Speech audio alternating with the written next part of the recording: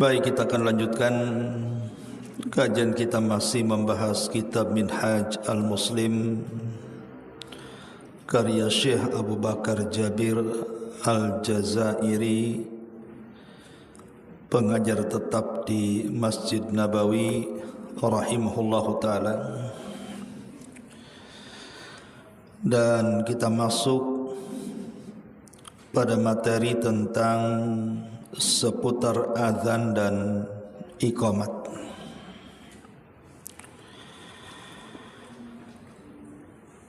Bicara tentang azan,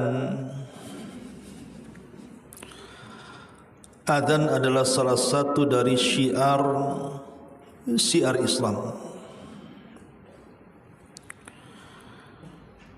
Dan siapapun yang mengagungkan syiar daripada syiar Islam, maka itu menunjukkan ketakwaan dalam hatinya. Sebagaimana Allah mengatakan, "Dzalika wa man yu'azzim sya'airallah fa innaha min taqwal qulub." Begitulah siapapun yang mengagungkan syiar dari syiar Allah, maka itu bagian daripada ketakwaan dalam hatinya. Di periode Mekah, azan ini belum disyariatkan, karena solat sendiri disyariatkan secara khusus 5 waktu itu 1 tahun sebelum hijrah, pada peristiwa yang dikenal dengan Isra dan Mi'raj. Ketika Nabi SAW hijrah bersama para sahabat,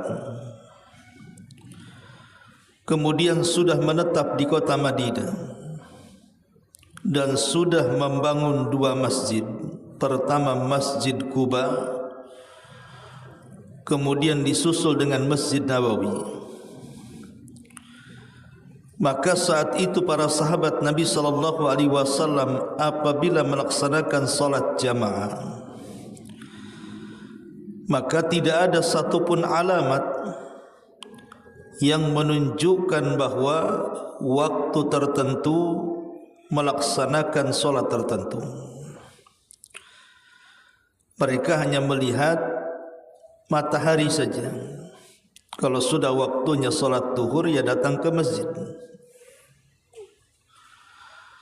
Sehingga mempersulit para sahabat Nabi SAW, terutama yang bekerja di ladang, di pasar, dan di tempat-tempat tertentu. Terkadang sebagian mereka masbuk. Dari sini kemudian Nabi SAW berniat untuk mengumpulkan manusia dalam setiap salat 5 waktu. Bagaimana caranya? Supaya apabila datang waktu zuhur, manusia tahu ini waktu zuhur, sehingga mereka, baik yang ada di pasar, di ladang, di rumah, mereka sudah siap-siap untuk berangkat ke masjid. Maka sebagian para sahabat kemudian memberikan ide-ide mereka. Di antaranya, mereka mengatakan di hadapan Nabi SAW, bagaimana kalau kita nyalakan api saja di atas bukit pada setiap solat 5 waktu, sehingga apabila api itu menyala, kita tahu bahwa telah datang waktu solat. Sebagian yang lain mengatakan sebaiknya jangan api. Bagaimana kalau kita tiup trompet saja? Ketika mendengar suara trompet, berarti para sahabat tahu itu telah datang waktu salat berjamaah. Dan sebagian yang lain mengatakan, bagaimana kalau kita tabuh lonceng saja, supaya kalau lonceng berbunyi, maka para sahabat tahu telah datang waktu salat berjamaah. Tetapi kemudian oleh Nabi SAW ditolak ide-ide ini. Alasannya karena tasyabbuh, menyerupai orang-orang kafir. Adapun api menyerupai orang-orang Majusi. Adapun trompet menyerupai orang-orang Nasrani. Adapun lonceng menyerupai orang-orang Yahudi. Maka rapat itu tidak ada keputusan sampai pada satu malam Abdullah ibn Zaid ibn Abdi Rabbah, Abdullah ibn Zaid ibn Abdi Rabbah ini tiba-tiba kemudian bermimpi, di mana dalam mimpinya dia kemudian diajarkan lafaz azan oleh para malaikat. Rupanya mimpi Abdullah ibn Zaid ibn Abdi Rabbah ini juga sama dimimpikan oleh Umar bin Khattab radhiyallahu anhu. Umar pun sama memimpikan hal yang sama. Diajarkan malaikat lafaz azan yang kita kenal hari ini. Maka kedua sahabat ini, Abdullah ibn Zaid ibn Abdi Rabbah dan juga Umar bin Khattab radhiyallahu an, mendatangi Nabi sallallahu alaihi wasallam.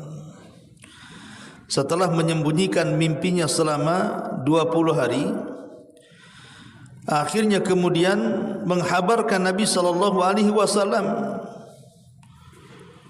Kemudian kedua sahabat ini menyampaikan begini dan begitu.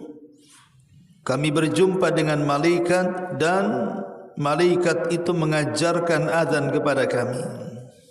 Kemudian disebutkan lafadznya. Maka Nabi SAW kemudian mengatakan kepada Bilal yang ketika itu ada di situ, dan mengatakan, ya Bilal, kum fangzur ma ya'muruka biha Abdullah ibnu Zaid. Wahai Bilal, berdiri,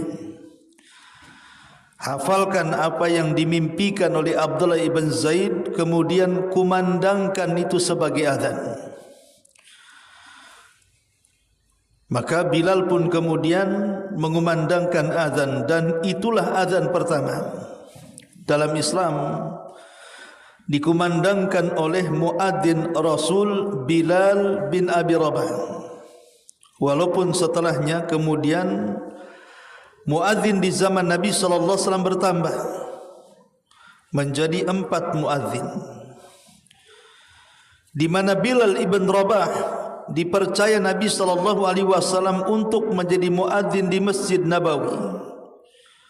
Kemudian dibantu oleh Abdullah ibnu Ummi Maktum, orangnya buta. Kemudian Nabi sallallahu alaihi wasallam mempercayakan muadzin di Masjid Quba Sa'ad al-Qaradi. Sa'ad al-Qaradi, budak yang dimerdekakan oleh Ammar ibn Yasir. Dan saat terjadi Fathu Mekah, kemudian Mekah dikuasai kaum muslimin dan Masjidil Haram juga dikuasai kaum muslimin, maka Nabi SAW memerintahkan Abu Mahdhurah untuk menjadi muadzin di Masjidil Haram. Inilah 4 muadzin Rasul SAW sepanjang sejarah Rasul hidup. Bilal bin Rabah, Abdullah ibn Ummi Maktum, dan keduanya menjadi muadzin di Masjid Nabawi gantian, terutama salat fajar, di mana Abdullah ibn Ummi Maktum dia azan di azan subuh, sementara Bilal bin Rabah dia azan di azan pertama sebelum subuh.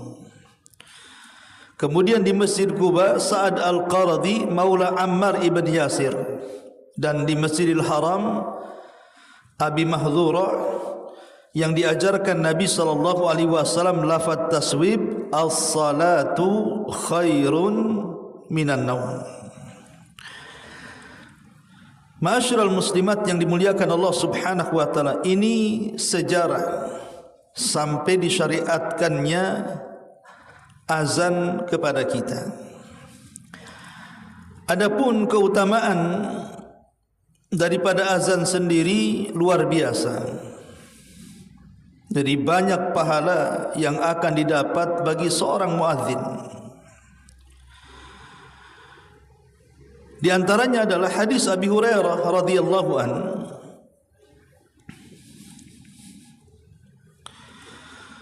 Kata Nabi sallallahu alaihi wasallam, "Lau ya'lamun nasu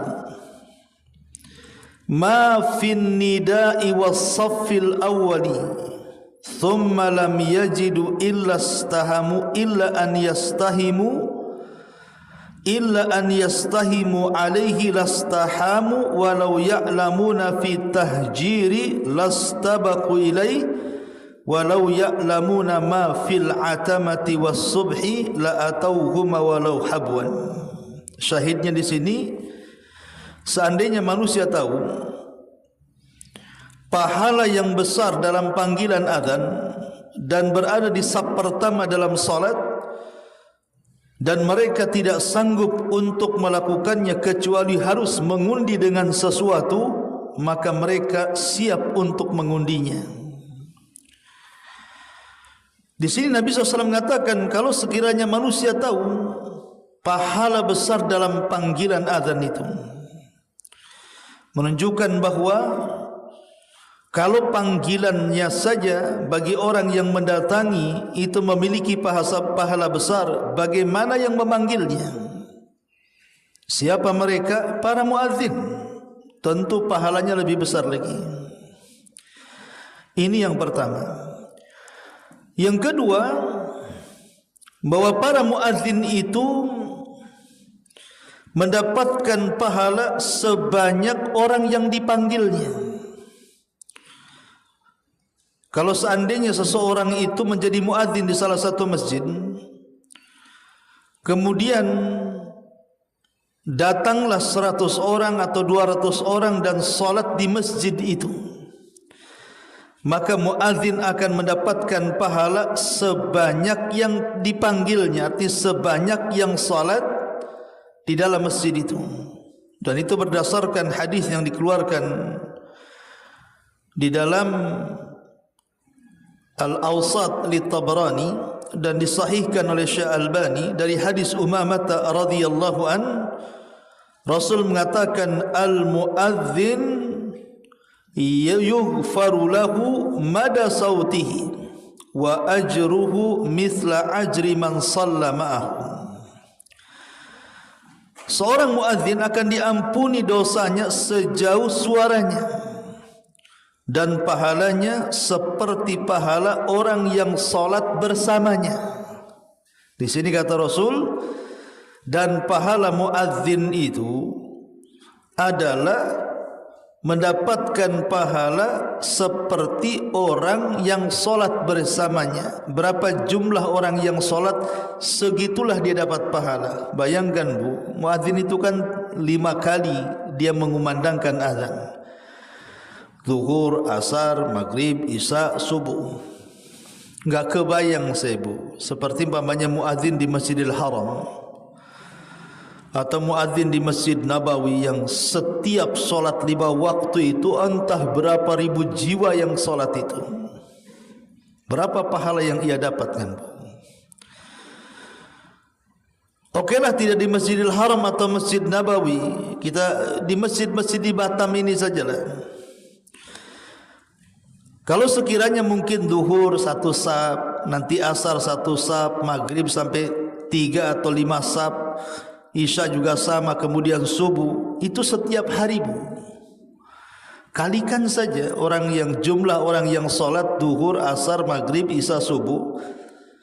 Sementara muadzin itu ada yang azan sampai 10 tahun, ada yang azan sampai 20 tahun, ada yang sampai meninggal jadi muadzin. Coba berapa pahala yang ia dapat itu. Makanya ibu kalau punya suami atau punya anak laki-laki dan dia tidak punya keahlian kecuali azan, suruh azan. Mungkin jadi imam dia kurang banyak hafalannya. Kalau muadzin itu kan masih itu saja yang dibaca, paling dibaguskan aja suaranya. Kemudian yang ketiga, muadzin ini akan diampuni dosanya sejauh suara yang ia lantangkan dalam azannya. Kata Nabi SAW dalam hadis yang dikeluarkan Imam Nasai, yang disahihkan oleh Albani, dari hadis Bara bin Azib radhiyallahu an, Nabi SAW bersabda, innallaha wa malaikatahu yusalluna ala safil muqaddam wal muadzin yughfaru lahu mada sautihi wa yusaddaquhu man sami'ahu wa yusaddiquhu man sami'ahu min ratbin wa yabisin wa lahu mithlu ajri man shalla ma'ahu. Kata Nabi SAW, sesungguhnya Allah dan para malaikatnya, mereka mendoakan orang-orang yang berada di saf pertama dalam salat. Adapun para muadzin, maka akan diampuni baginya dosa-dosanya sejauh kelantangan suaranya saat azan, dan akan membenarkannya setiap makhluk yang mendengarnya, baik yang basah ataupun yang kering, dan dia mendapatkan pahala seperti jumlah orang yang salat bersamanya. Lihat bagaimana di sini Nabi SAW mengatakan muadzin akan diampuni dosa-dosanya sejauh suara lantang yang dikumandangkan azannya. Makin lantang, makin jauh, makin banyak yang mendengarkan, baik manusia ataupun hewan, tumbuh-tumbuhan dan yang semacamnya, maka itulah dosa-dosanya akan diampuni oleh Allah Subhanahu wa taala. Ini yang ketiga. Yang keempat, muadzin ini yatulu unuqahu fi zihamil qiyamati. Seorang muadzin ini yatulu unuquhu fi zihamil qiyamah, akan panjang lehernya di tengah-tengah kerumunan manusia di padang mahsyar pada hari kiamat.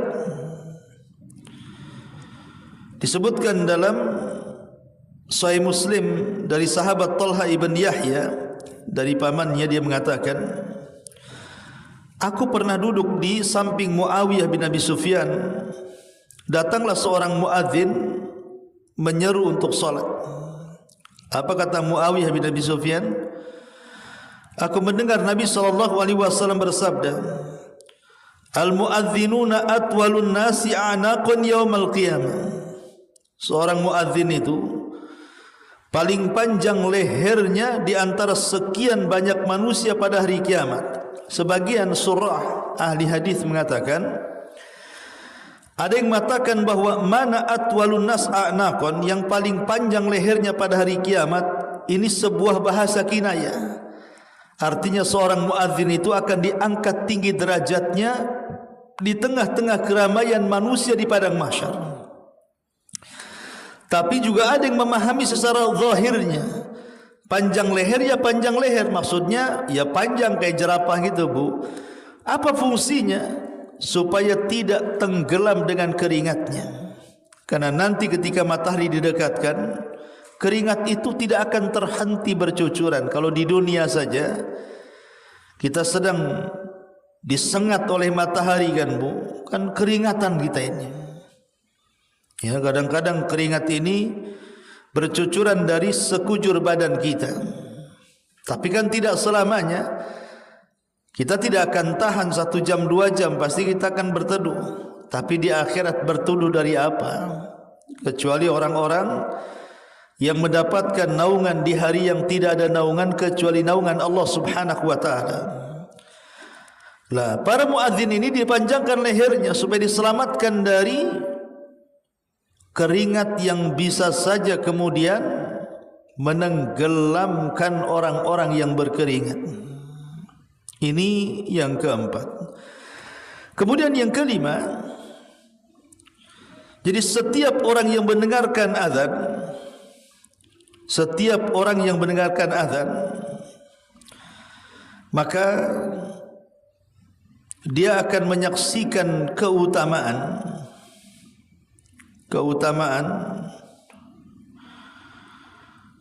dan akan mendoakan kebaikan. Apalagi suara muadzin ini sangat bagus sekali, sangat lantang sekali, menggugah orang untuk datang ke masjid. Pasti orang-orang akan berterima kasih kan. Dalam sebuah hadis yang dikeluarkan Imam Bukhari dari hadis Abdurrahman ibn Abi Sa'ah Al-Ansari, kemudian Al-Mazini dari bapaknya, dia menghabarkan bahwa Abu Sa'id Al-Khudri radhiyallahu anhu berkata, kata Abu Sa'id Al-Khudri, sesungguhnya aku melihat engkau mencintai kambing dan juga padang pasir. Kata Abu Sa'id Al-Khudri berkata kepada Abdurrahman ibn Abi Sa'sa'ah ini, aku lihat kau ini suka kambing, suka menggembala. Fa idza kunta fi ghanamika aw fi badiyatika, kalau engkau berada di tengah-tengah kambing-kambingmu atau di tengah-tengah gurun pasirmu, fa'adzanta bis-salati farfa sautaka bin nidai. Kata Abu Sa'id Al-Khudri, kalau engkau berkumandang atau mengumandangkan azan untuk salat, angkat suaramu dengan suara itu. Fa innahu la yasma'u mada sautil muadzin jinnun wala insun wala syai'un illa syahida lahu yaumal qiyamah. Karena tidaklah mendengar dari kalangan jin dan manusia jauhnya suara muadzin yang didengar, atau apa saja yang mendengar, baik manusia, jin ataupun tumbuh-tumbuhan, pokoknya apa saja, baik hewan-hewanan. Nanti pada hari kiamat nih, orang-orang yang mendengarkan suara azan ini, baik dia dari kalangan musuh kita jin, baik dari kalangan kawan manusia yang baik atau manusia yang jahat, atau tumbuh-tumbuhan atau hewan-hewanan, nanti pada hari kiamat mereka akan menjadi saksi di hadapan Allah bagi muadzin ini. Walaupun di tengah padang pasir tidak ada yang datang, andailah tidak ada yang datang, dia azan sendiri tapi dikencangkan suaranya gitu ya, maka itu pahalanya juga luar biasa. Kemudian yang keenam, azan ini bisa mengusir setan. Azan ini bisa mengusir syaitan. Disebutkan dalam Sahih Bukhari dan Muslim dari Abu Hurairah radhiyallahu an, Nabi SAW bersabda, "Idza nudiya bis-salati adbar asy-syaitanu wa lahu dhuratun hatta la yusma'ul adhanu fa idza qudiya al-adhanu aqbal fa idza thuwiba biha adbar fa idza qudiya at-tathwib aqbal hatta yakhtura bainal mar'i wa nafsihi yaqulu udhkur kadha ma lam yakun yadhkur hatta yadilla rajulu ma yadri kam shalla fa idza lam yadri ahadukum kam shalla thalathan aw arba'an falyasjud sajdataini wa huwa jalisun." Kata Nabi SAW, apabila dikumandangkan azan untuk salat, maka setan akan lari sejauh mungkin. Saking ketakutannya setan dengan suara azan sampai terkentut-kentut. Sehingga apabila kemudian azan sudah tidak didengar lagi, sudah selesai muadzin ini mengumandangkan azan, maka setan akan balik lagi untuk mengganggu orang salat. Dan apabila seorang muadzin mengumandangkan iqamah untuk salat, maka setan lari lagi. Dan apabila selesai iqamat dan siap untuk salat, setan datang lagi sampai setan mengganggu pemikiran orang yang salat ini dan membisikkan dalam hatinya, ingatlah ini, ingatlah itu. Sesuatu yang tidak ingat terkadang jadi ingat dalam salat. Sampai akhirnya ketika kemudian dia berpikir tentang barang yang diingatnya dalam salat, akhirnya dia lupa salat berapa rakaat. Apakah 3 rakaat ataukah 4 rakaat?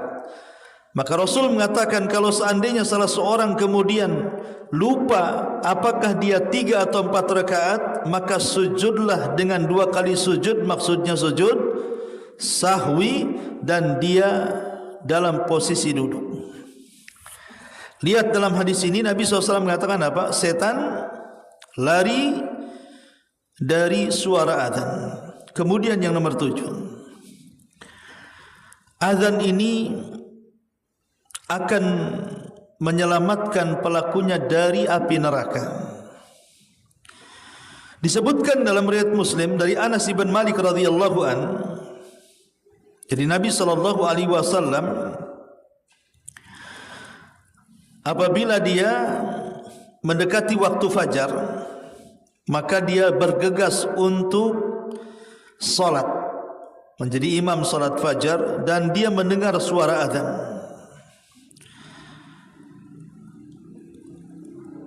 Jadi Nabi sallallahu alaihi wasallam apabila datang waktu fajar dan siap untuk melaksanakan salat fajar, maka dia akan mendengar suara azan. Apabila dia mendengar suara azan, maka dia salat. Setelah salat barulah dia menggerakkan pasukannya untuk menyerbu musuh. Jadi kalau dia mendengar suara azan, dia terbalik. Kalau dia mendengar suara azan, maka dia tidak akan menyerang musuh. Tapi kalau dia tidak mendengar suara azan, maka dia akan menyerang musuh. Karena azan itu bagian daripada syiar menunjukkan negara itu dikatakan negara Islam atau bukan negara Islam. Selama berkumandang azan di mana-mana, berarti negara itu Islam.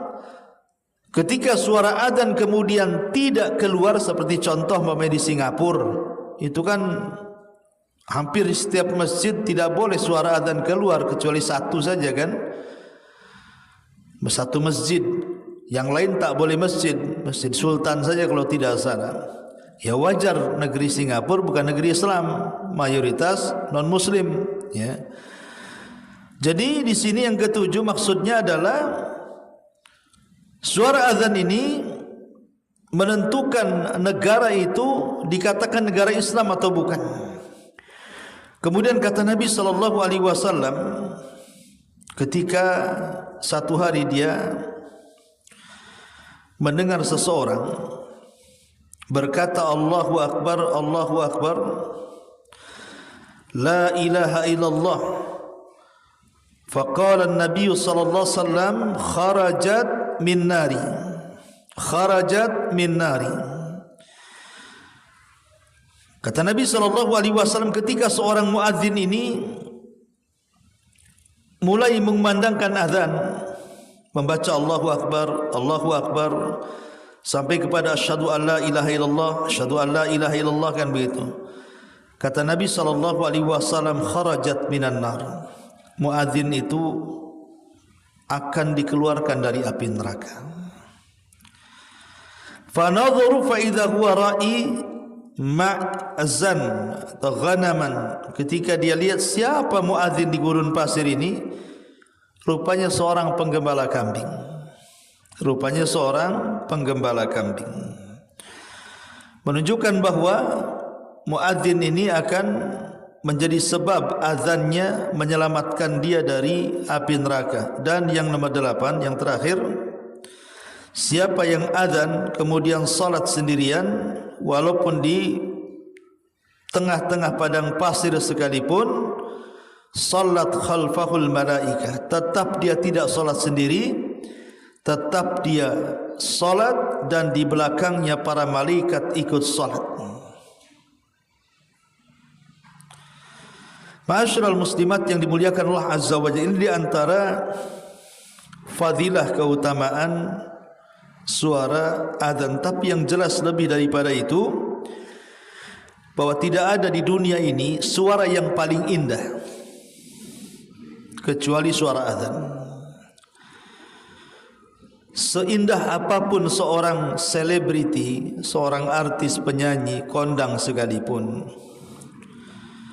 yang dilulukan banyak manusia, dibandingkan suara azan, suara penyanyi artis terkenal sekalipun tidak ada apa-apanya. Maksudnya di hadapan Allah. Kalau di hadapan manusia, ialah kadang-kadang mereka tidak peduli dengan suara azan. Terkadang mereka nyetel musik, nyetel nyanyi, bahkan dia yang bernyanyi di tengah-tengah azan berkumandang. Bukannya didengar azannya, malah dikencangkan pula musiknya. Enggak peduli. Pada Allah Subhanahu wa taala mengatakan, "Wa man ahsanu qaulan mimman da'a ila Allah wa amila shalihan wa qala innani minal muslimin." Siapa lagi yang lebih indah suaranya dibandingkan orang yang menyeru manusia ke jalan Allah? Kata para ahli tafsir mengatakan ayat ini turun kepada para muadzin. Bahwa muadzin itu mereka memiliki suara yang sangat indah sekali. Bahwa muadzin itu memiliki suara yang sangat indah luar biasa. Baik masyarakat muslimat yang dimuliakan Allah Subhanahu wa taala, kita lihat bukunya di sini. Muadzin, azan dan qamat. Definisi azan. Definisi azan. Azan adalah pemberitahuan mengenai telah tibanya waktu salat dengan lafaz tertentu. Jadi azan itu fungsinya pemberitaan, pemberitahuan, pengumuman akan tibanya waktu salat dengan lafaz tertentu yang diajarkan Nabi sallallahu alaihi wasallam kepada Bilal tadi. Jadi fungsi azan memberitahu orang untuk salat. Kemudian yang kedua, hukum azan. Azan termasuk salah satu wajib kifayah. Maksudnya kifayah itu kalau sudah ada yang azan, gugur yang lainnya. Tidak perlu satu masjid azan semua, gantian gitu ya. Nanti kapan selesainya, kapan solatnya, ya satu orang saja azan sudah mewakili satu masjid. Karena sifatnya, hukumnya adalah wajib kifayah. Kalau satu mendirikan berarti gugur yang lainnya.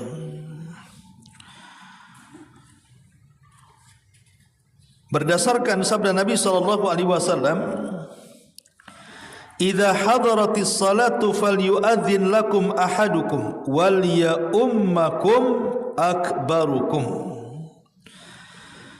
Jika telah datang waktu salat, hendaklah salah seorang di antara kalian mengumandangkan azan, dan hendaklah orang yang paling tua di antara kalian mengimami salat. Kalimat hendaklah salah seorang, Rasul mengatakan apa? Salah seorang azan, tidak semua harus azan.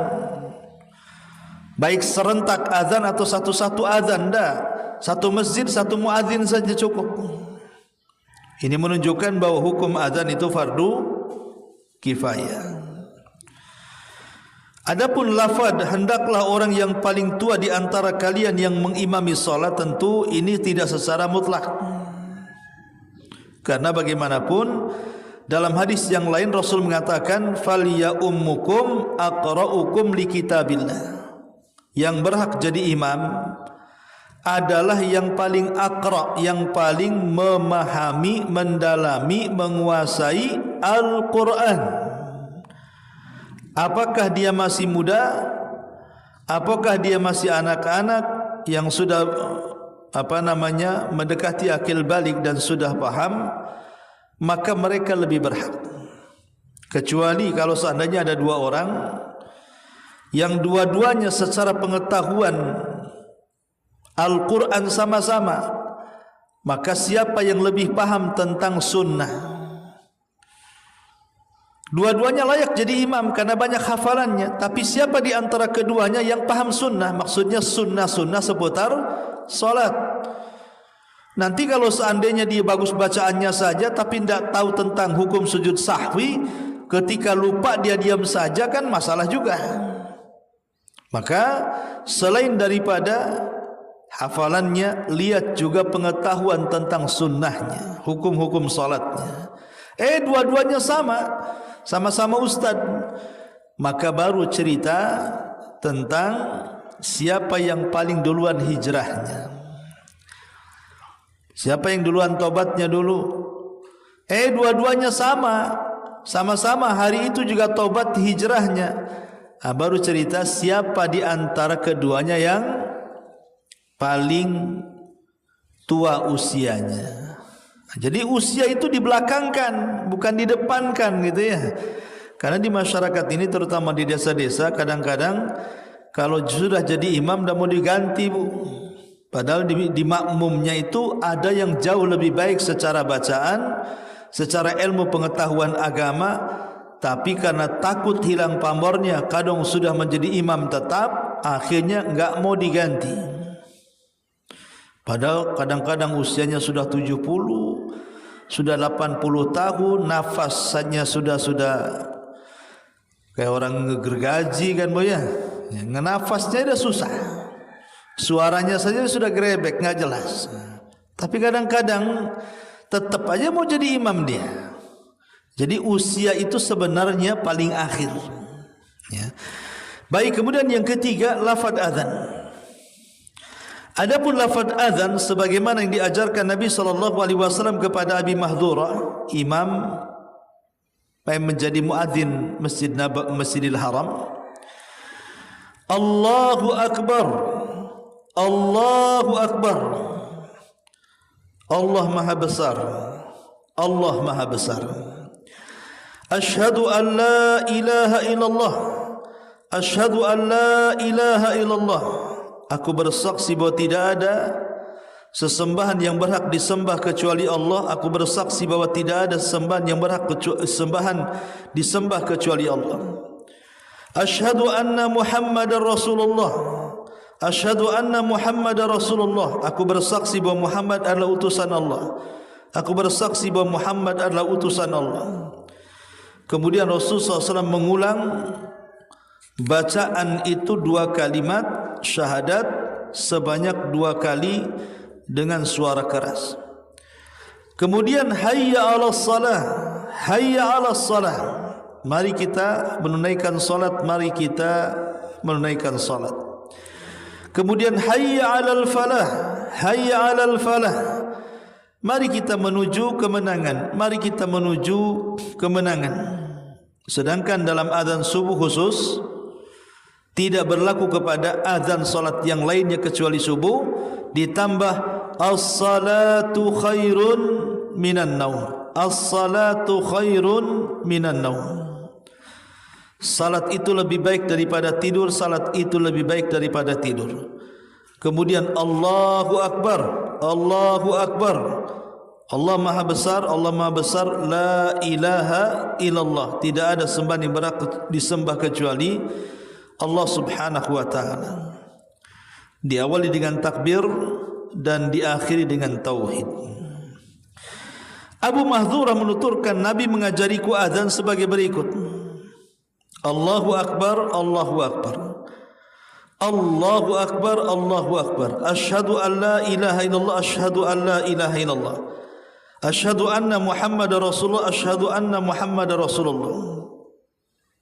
Jadi Abi Mahdhurah radhiyallahu an juga mengatakan Nabi SAW mengajarkan azan seperti itu.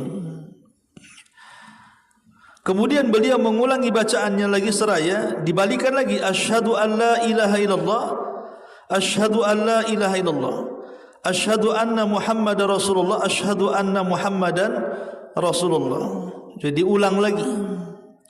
Kemudian baru hayya 'alas salah, hayya 'alas salah, hayya 'alal falah, hayya 'alal falah. Jika salat subuh hendaklah berseru as-salatu khairum minan naum, as-salatu khairum minan naum. Allahu Akbar, Allahu Akbar. la ilaha illallah. Jadi bedanya ya adalah pengulangan asyhadu an la ilaha illallah, asyhadu an la ilaha illallah, asyhadu anna Muhammadar Rasulullah, asyhadu anna Muhammadar Rasulullah, kemudian diulang lagi 2 kali. Itu pada lafaz azan kedua berbeda dengan lafaz azan yang pertama. Tapi dua-duanya tidak ada masalah. Baik, kemudian yang keempat, persyaratan muadzin. Sebaiknya muadzin itu adalah orang yang jujur. Pertama, jujur. Dia tidak korupsi waktu. Belum waktunya azan sudah azan. Kemudian yang kedua, suaranya lantang. Jangan orang bisu jadi muadzin. Orang bisu tak ada suara. Atau orang serak jadi melantangkan azan. Kemudian mengetahui waktu-waktu salat. Alhamdulillah pemerintah kita sudah mengeluarkan jadwal waktu-waktu salat sehingga memudahkan para muadzin untuk mengumandangkan azan. Saat mengumandangkan azan, hendaklah dia mengumandangkannya dari tempat yang tinggi seperti menara dan yang lainnya. Alhamdulillah juga sekarang hampir setiap masjid ada menara dengan toanya sehingga bisa terdengar kemana-mana. Hendaklah ia memasukkan kedua telunjuknya pada lubang kedua telinganya sambil menoleh ke kiri dan ke kanan supaya suaranya sampai ke arah kiri dan ke arah kanan. Ini kemudian hendaklah dia tidak mengambil bayaran atas azannya kecuali dari Baitul Mal, maksudnya kas negara, atau dari wakaf. Nah, ini juga bab tentang seputar azan. Kemudian yang B, masuk pada iqamah. Hukum iqamah, iqamah merupakan salah satu perbuatan sunnah yang sangat dianjurkan pada tiap-tiap salat wajib yang 5 waktu. Baik yang dilakukan pada waktunya atau yang tertinggal. Berdasarkan sabda Rasul, "Ma min thalathin fi qaryatin wala badwin la tuqamu fihimus salatu illa qad istahwadha 'alaihimus syaitan.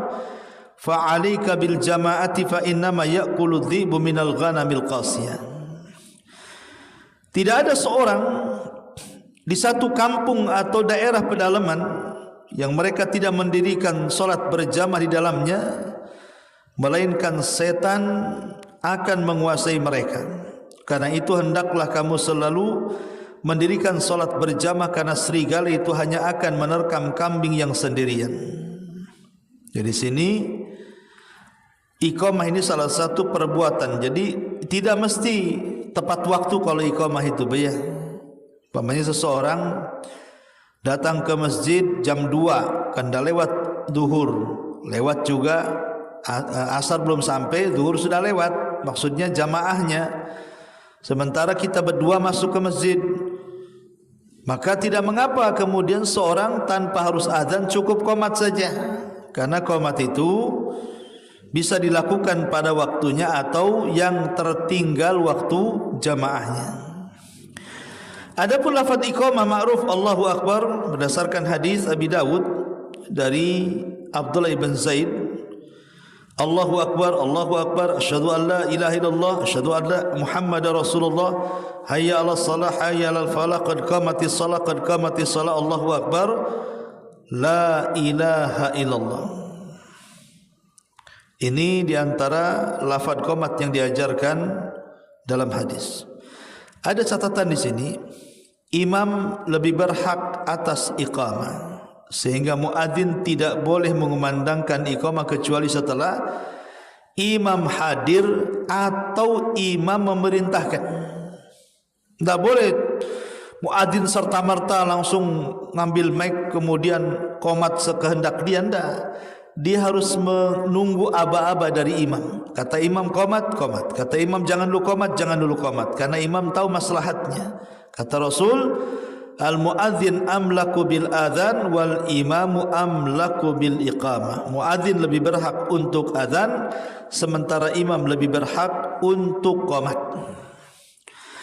Akan tetapi dalam sanadnya terdapat perawi yang tidak dikenal. Namun demikian pengalaman kandungan hadis ini telah umum di kalangan ahli fikih karena didukung oleh keterangan lain dalam hadis yang diriwayatkan oleh Ali dan Umar. Karena muadzin itu lebih berhak atas azan dari yang lainnya, maka ia boleh mengumandangkan azan saat waktu salat tiba tanpa harus menunggu kedatangan seseorang atau meminta izin kepada imam atau yang lainnya, khusus muadzin ya. Tapi ketika dia qomat, bagaimanapun dia harus menunggu imam. Baik, ini azan dan qomat. Sekarang hal-hal yang disunnahkan dalam azan apa saja? Pertama, tarassul. Apa itu tarassul? Maksudnya jangan terburu-buru ketika azan. Santai saja, slow saja, tidak perlu terburu-buru. Kemudian juga al-hadaru maksudnya mempercepat bacaan ketika iqamah. Jadi kalau azan itu jangan terburu-buru, nyantai. Tapi kalau qomat disyariatkan terburu-buru. Makanya kita lihat suara orang azan dengan qomat kan berbeda kan Bu ya. Kalau suara azan itu kan lambat, panjang, kadang-kadang dilanggamkan. Tapi suara qomat itu biasa-biasa saja. Walaupun suaranya indah ya tetap saja Allahu Akbar, Allahu Akbar, syahadu an la ilaha illallah, syahadu an la ilaha illallah, syahadu anna Muhammad Rasulullah, begitu kan. Dia tidak harus dilambatin, bahkan dianjurkan untuk dicepatkan. Yang kedua, menirukan bacaan muadzin dan juga mukim. Jadi kalau kita sedang mendengar suara azan, maka kita harus menirukan dengan pelan. Di mana orang yang mendengarkan hendaklah mengikuti lafaz muadzin dan mukim, kecuali saat dibacakan lafaz hayya 'alas shalah, hayya 'alal falah, maka kita yang mendengarkannya cukup membaca la haula wala quwwata illa billah. Dan saat dibacakan lafaz qad qamatis shalah, qad qamatis shalah, hendaklah dibaca aqamahallahu wa adamaha. Sesungguhnya Allah telah mendirikannya dan mengabadikannya. Qad qamatis shalah berdasarkan hadis yang diriwayatkan oleh Abi Dawud, anna Bilalan akhadha fil iqamati falamma an qala qad qamatis shalah qala an-nabiy sallallahu alaihi wasallam aqamahallahu wa adamaha. Bahwa Bilal mulai mengumandangkan iqamah, maka tatkala dia mengucapkan sungguh salat telah didirikan, maka Nabi menjawab semoga Allah tetap mendirikannya dan semoga Allah tetap mengabadikan salatnya. Dan juga berdasarkan hadis Nabi sallallahu alaihi wasallam di sini juga, idza sami'tumul muadzin faqulu mithla ma yaqulul muadzin. Jika kamu mendengar seruan muadzin, hendaklah kamu mengucapkan bacaan seperti yang diserukan oleh muadzin. Kemudian yang terakhir di antara adab sunnahnya, berdoa memohon kebaikan setelah azan.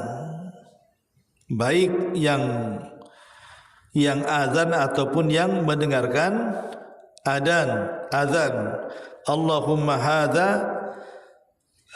Di sini jelaskan bahwa Rasulullah SAW bersabda, ad-du'a la yuraddu bainal azan wal iqamah. Doa yang dipanjatkan antara azan dan iqamah hendaklah ditolak, tidak akan ditolak. Jadi baik seorang muadzin atau anda yang mendengarkan azan, setelah suara azan dikumandangkan dan sebelum qomat dikumandangkan, itulah waktu mustajab doa. Berdoalah di situ. Kemudian dalam hadis lain dijelaskan bahwa setelah azan maghrib Rasul pernah berdoa, Allahumma hadza iqbalu lailika wa idbaru naharika wa aswatu du'aika faghfirli. Ya Allah, saat ini adalah saat kedatangan malammu, saat kepergian siangmu, serta saat suara-suara memanggilmu, maka ampunilah dosa-dosaku. Nah, ini diantara hal-hal yang menjadi anjuran bagi seseorang saat mendengar azan. Baik, sampai di sini. Silakan kalau ada yang mau bertanya.